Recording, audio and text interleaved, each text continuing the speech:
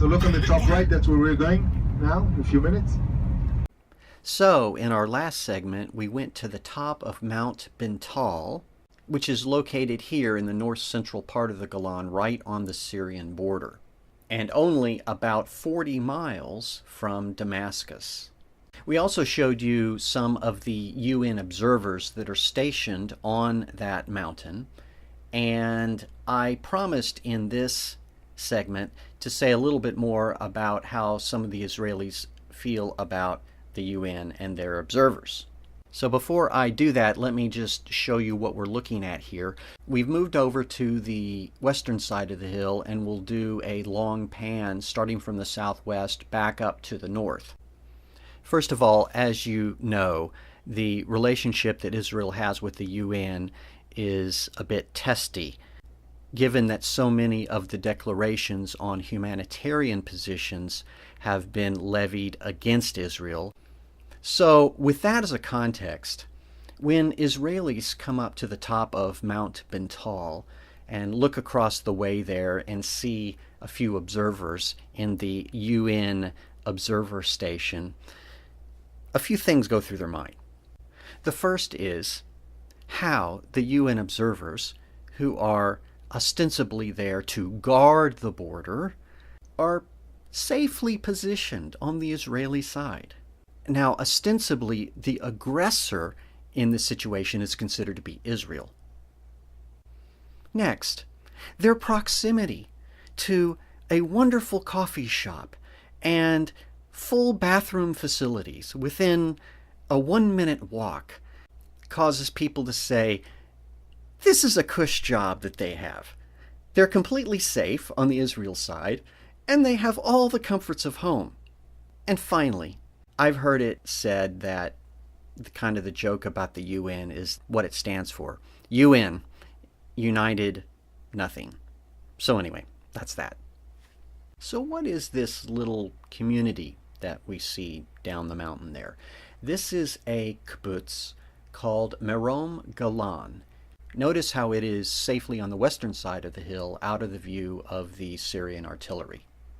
And as we zoom down there, you can see that there's actually a horse corral down at the bottom of the screen.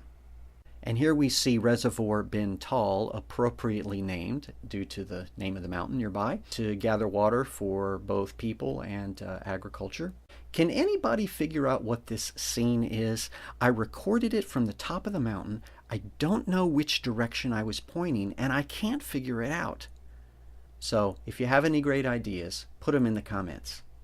Another thing I did in the time on the top of the mountain is go into the bunkers. At the top, there are entrances down into protected areas because this was an active military site at one time. So we can take a look here and see some of the views inside.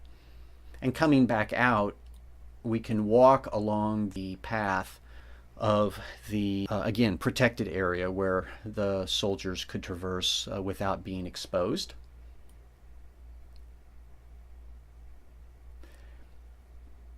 And here we are coming back up to the top for a view from the very peak of the mountain. We're going to head back down now to the coffee shop. And here's our elevation. Also just showing a couple more views of the sign of distances to various places from the mountain. One more look at what this mountain looks like from the ground level.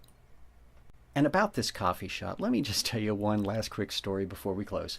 I was in there to get a order of some food and drink, and they spoke very good English with a very thick Israeli accent, and they asked me what my name was, to put your name down on the order so that they can call you out.